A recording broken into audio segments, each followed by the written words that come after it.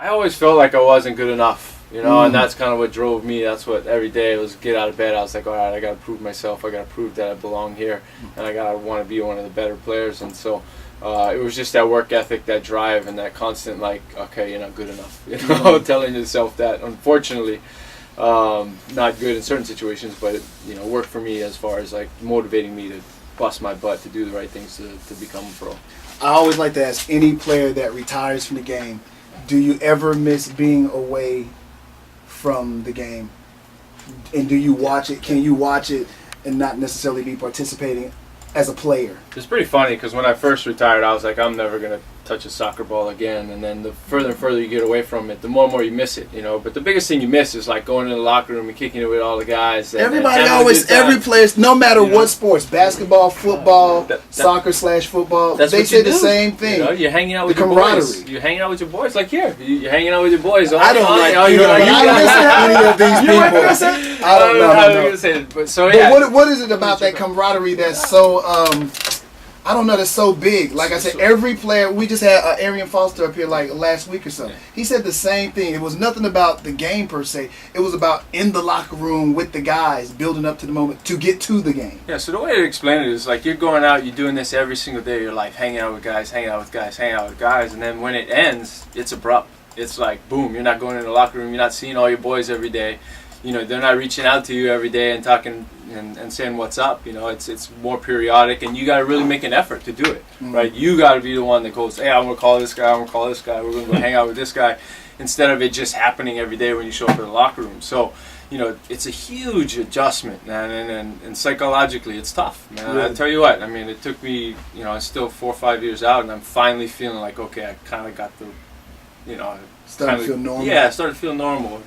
And whatnot, and talked to a number of guys, you know, and it's a struggle, to be honest. Wow. You know, it's like, I appreciate that honesty. Yeah, and you know, I went and I had to go see somebody, and they're like, "Hey, this is normal," you know. Wow. You know, so it's and another thing is everybody works up to their dream job, right? Most people work up. You work, you know, you start as an intern, then you work up to your dream job. A lot of professional athletes, you're at your dream job, and then it's like, boom, you're going backwards. You know, it's like, okay, yeah. So it's a big transition, you know, and talking to somebody, they equated it to being like a lot of retirees. When they retire from their job of doing something for so long, then it's like, okay, what's next for me, you know? And a lot of the guys were young guys, and so a lot of them don't have these plans of like, okay, planning for what's next, you know, because... Did you even think about that? I mean, because was there ever a thought like, oh, one day I have to stop doing this thing that I love so much? Yeah, I was fortunate enough to be able to kind of be winding down my career with a club that kind of wanted to keep me around, and I wanted to be around. So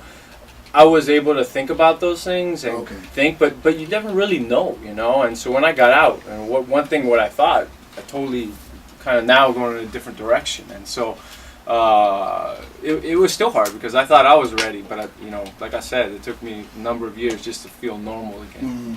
So now you said the Dynamo like, man, you know, we still like Brian. Let's keep him around. We know he wants to retire. He's, you know, winding down that part of his career, but let's keep him around doing things. So how do they keep you busy these days? Well, you know, I do a bunch of ambassador things that come out and do, you know, shows like this. Just kind of, I'm on the board of Dynamo Charities. I help create an ambassador program. So reach out to former guys, get them involved with the team. Reach out to former professional teams that used to play soccer here in Houston. There used to be a couple other teams. So reach out to those guys.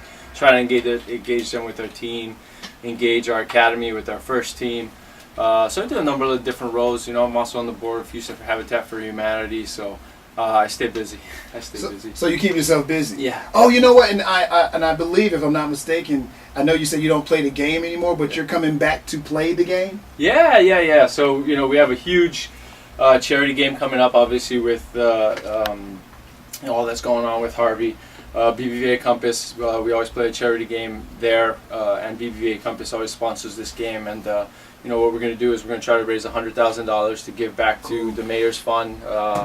And the game is October 5th. We're bringing back some of the original Dynamo players to come in, play a game. Univision stepping up in a big way. They're bringing in a team of former professional, international professionals that we're going to have like a little scrimmage before. Now, how serious will y'all guys be? Will it really be some serious ball playing here? I tell you what, before the game starts, you're like, this is fun, and then a guy kind of makes you look silly. Then you're like, I gotta step up my game. So it does get a little bit serious, and then a lot of guys are older now, so they're like, let's not hurt ourselves. But once you get into it, those competitive juices get going. So it'll be a fun event because we'll play right before the Dynamo play Cruz Azul, which is a huge team in Mexico. Who, obviously Mexico just suffered the huge earthquake down there in Mexico City. So this game, hopefully will raise a lot of money. So come on out, should be fun. I mean, Dynamo fans will love to see some of the former stars we used to have.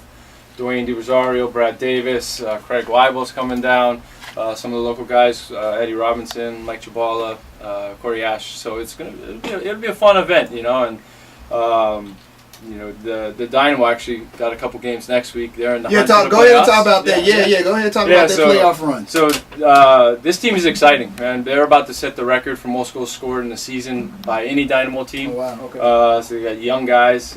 We got the playoffs coming up. We're sitting outside of the playoffs right now. We have a couple games in hand though. So if we win these couple games next week, we're playing LA, the Galaxy, who's been a perennial powerhouse, but they suck this year. So I'm hoping we hammer them. I'm not gonna pull punches, but I hope we come out. They just got scored on a bunch last night, so they're reeling, and we need this win. And then we play Minnesota, who's another team that's new to the league this year. So hopefully we take care of those 2 home games next week, Wednesday and Saturday, and we should be looking pretty good for the playoffs.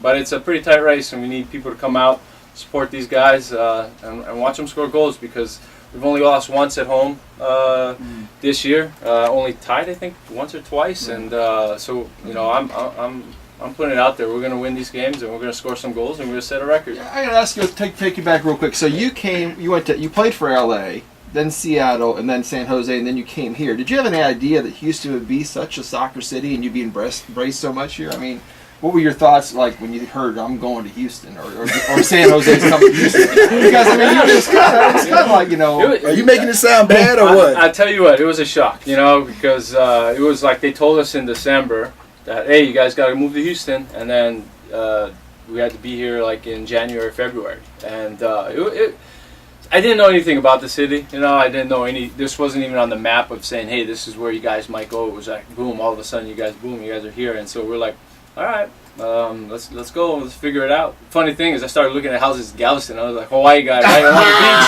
I see all these houses on stilts. I'm like, what the hell is going on here, man? But when we got here, for me, like growing up in Hawaii, it's like everybody has this aloha spirit. But here, I guess Southern hospitality or whatever. But people are great. People are nice, and that was one of the things that right off the bat, our whole team fell in love with the city.